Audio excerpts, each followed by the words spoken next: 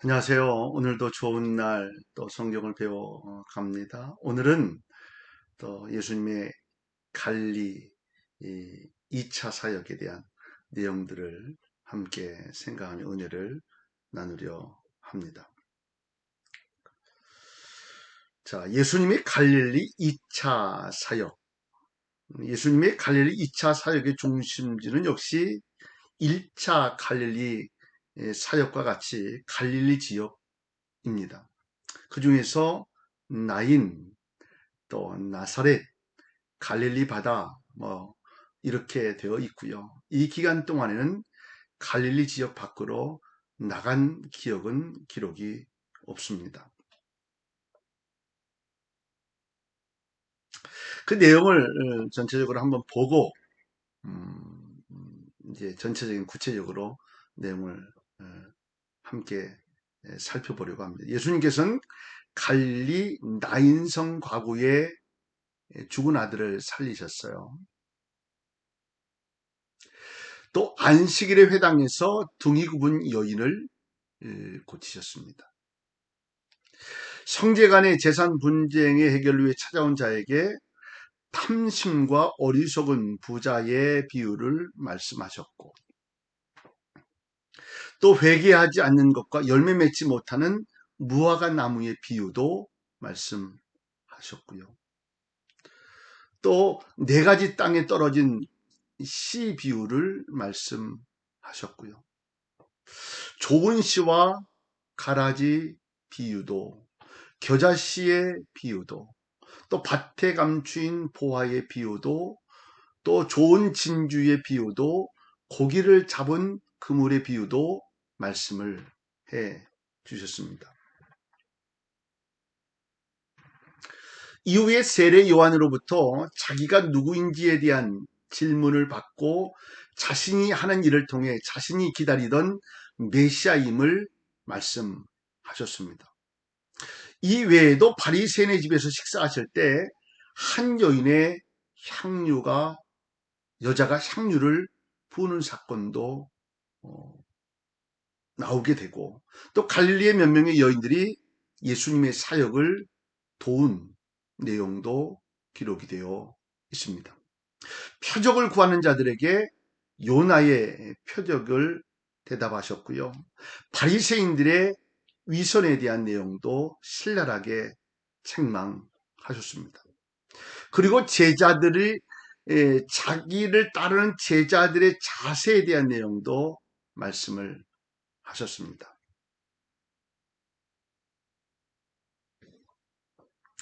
또 고라사로 가는 도중에 바다를 잔잔케 하셨고, 고라사에 도착해서 군대 귀신 들린 자들의 귀신을 내쫓아 주셨고요.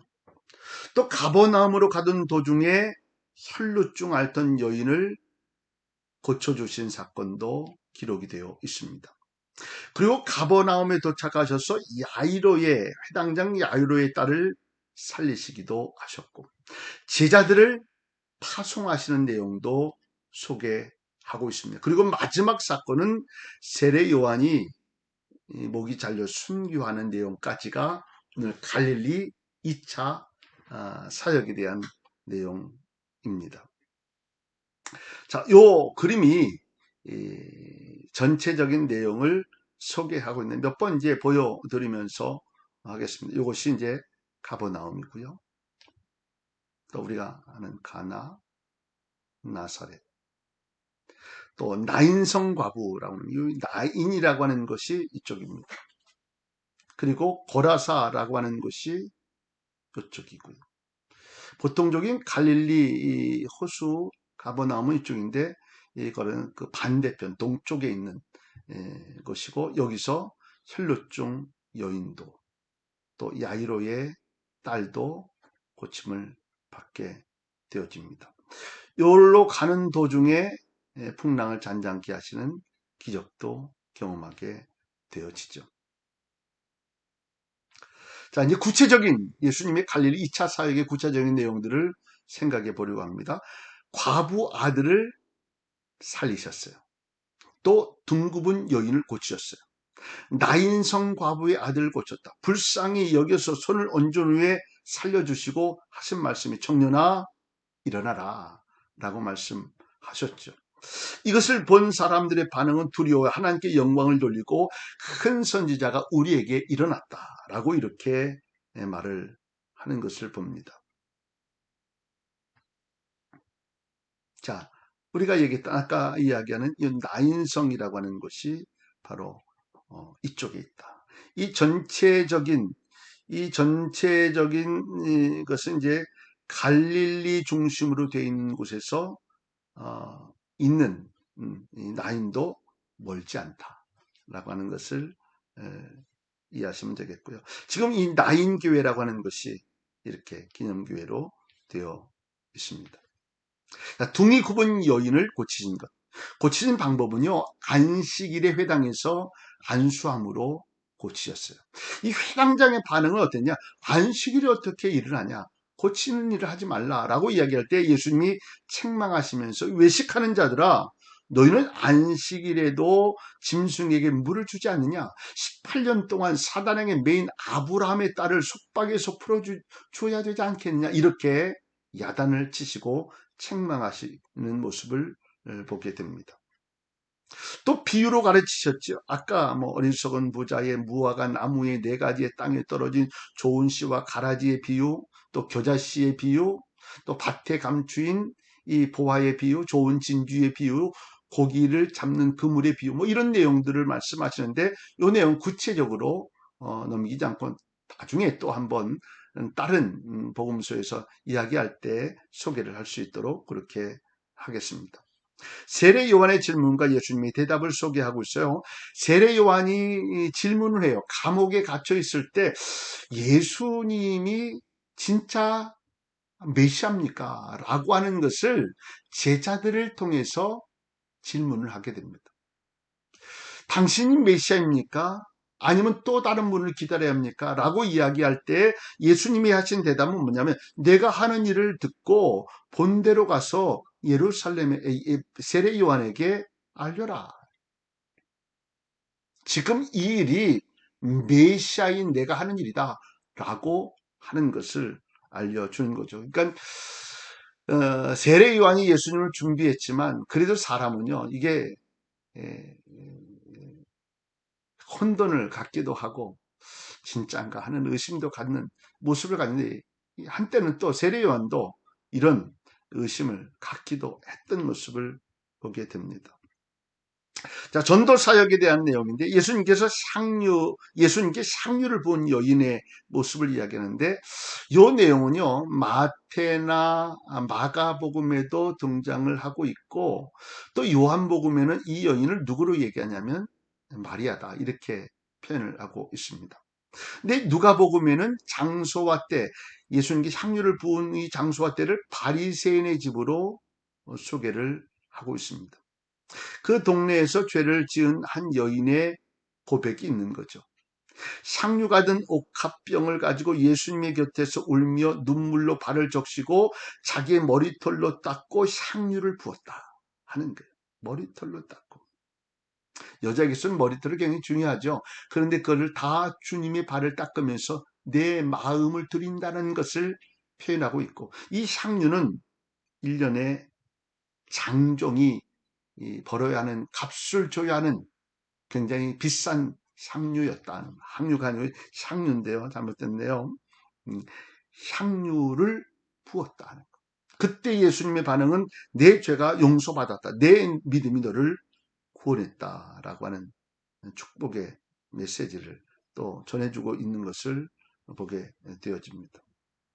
예수님의 발에 향유를 붓고 머리털로 닦는 이런 그림을 또 소개합니다. 누가복음 8장에 보면 예수님의 사역을 도운 여인들이 나오는데 막달라 마리아, 7 귀신 들렸다가 예수께로부터 나음을 받은 자, 요한나, 구사의 아내로 헤롯 안디바의 청지기, 재산관리자였다. 수산나라고 하는 여인, 이 이름은 백합화라고 하는 뜻을 가지고 있다. 자, 표적을 구하는 세대라고 하는 표현인데요. 율법사와 바리새인들이 예수님을 시험합니다. 하늘로부터 왔다는 증거를 보여라. 근데 예수님은 악하고 음란한 세대가 표적을 구하나 나는 요나의 표적만을 보여줄 것이다. 이것은 뭘 얘기하냐면 장차 3일 만에 부활할 것이다. 요나가 고기 뱃속에서 3일을 살잖아요. 이것이 예수 그리스도의 부활의 사건을 예표하는데 그 모습을 말씀하고 계시는 것. 자, 요바에 가면 요나 고래 조각이 되어 있습니다. 요바는 이 해안가 지역으로 지중해 바로 있는 옆으로 되어 있죠. 자, 예수님의 모친과 형제에 대한 내용을 말씀하시는데 예수님이 당신의 모친과 형제들에게 이렇게 얘기하죠. 하늘에 계신 내 아버지 뜻대로 행하는 자가 내 형제요, 내 어머니다. 이렇게 유명한 말을 하는 것을 우리가 보게 됩니다.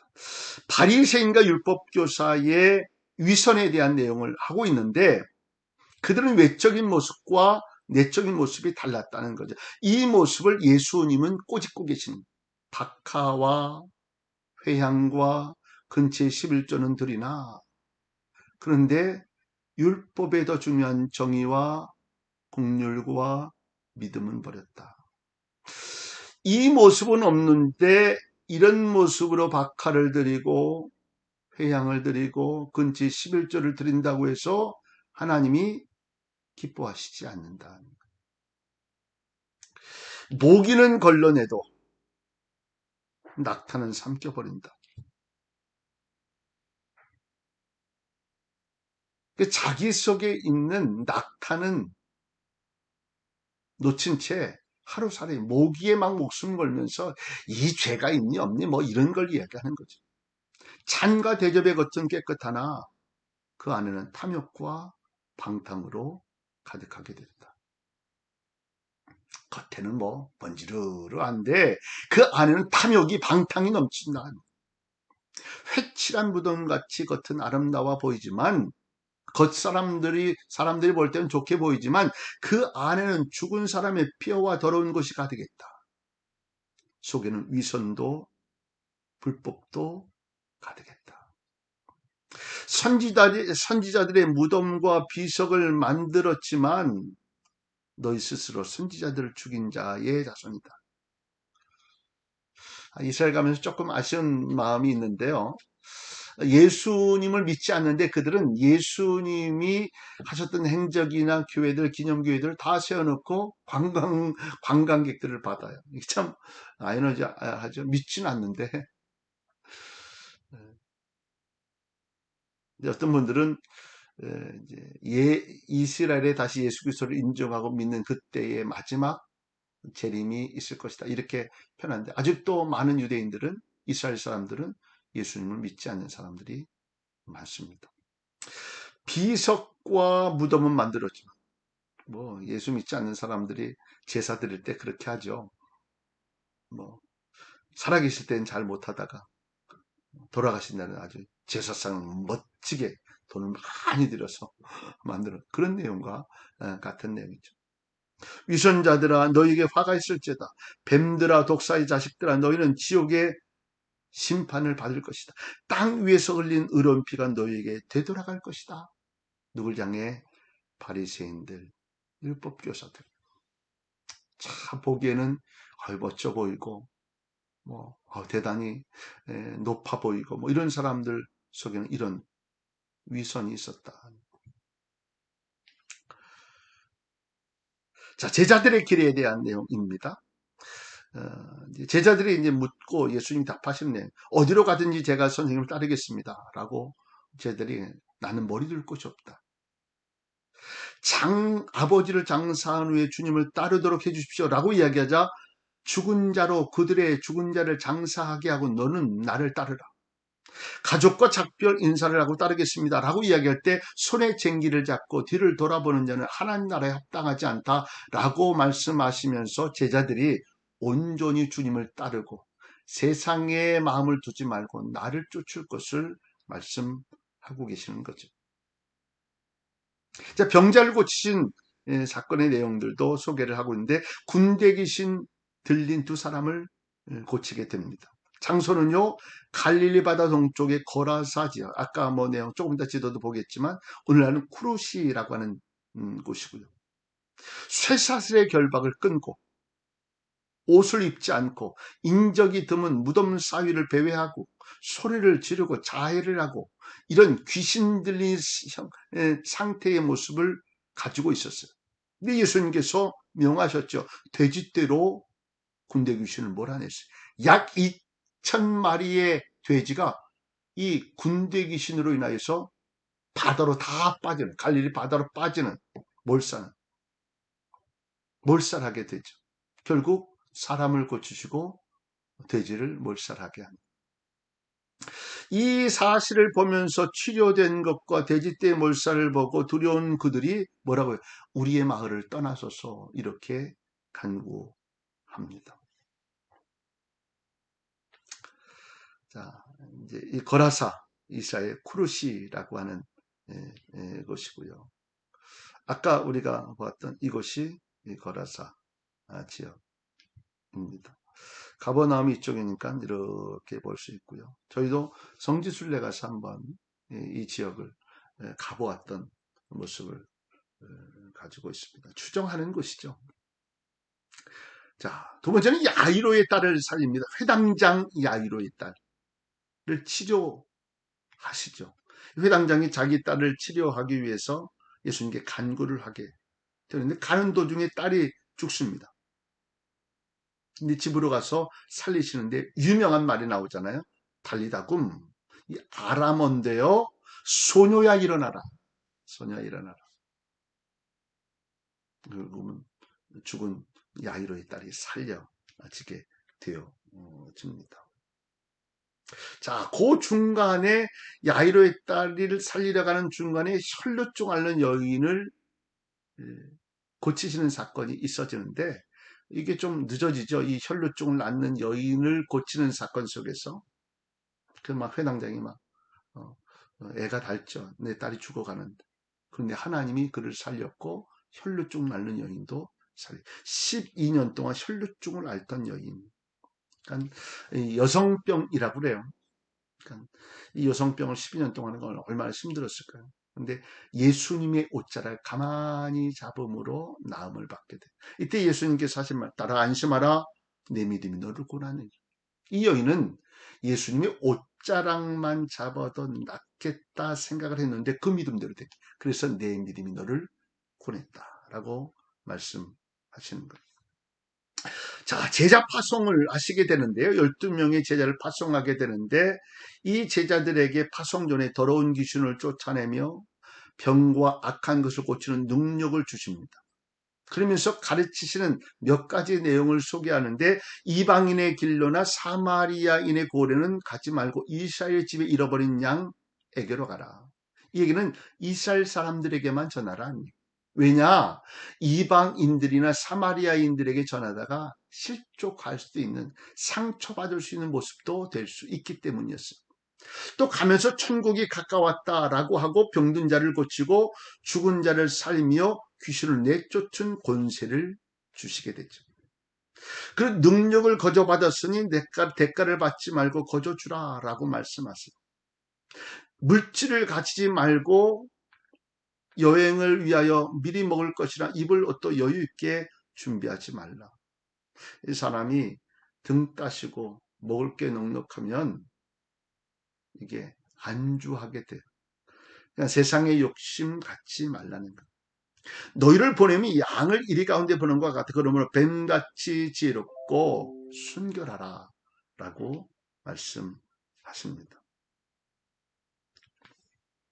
자, 이제 마지막 세례 요한의 죽음입니다.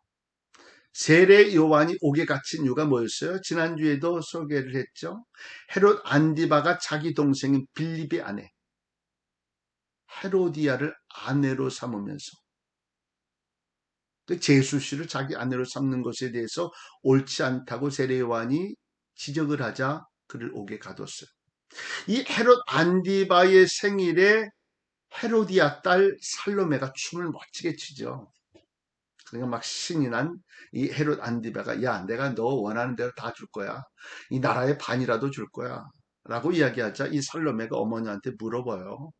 뭘 달라고 할까요? 그랬더니 이 헤로디아가 세례 요한의 목을 달라. 결국 세례 요한이 순교하게 되어집니다. 시체는 제자들이 장사를 지냈다고 이야기하고 전생에 의하면 그 시체는 여러 토막으로 나뉘어서 각지로 보내졌다. 이렇게 이야기를 전하고 있습니다. 자, 이것이 헤롯 궁전토인데 이곳에서 세례요한이 순교를 하게 됩니다.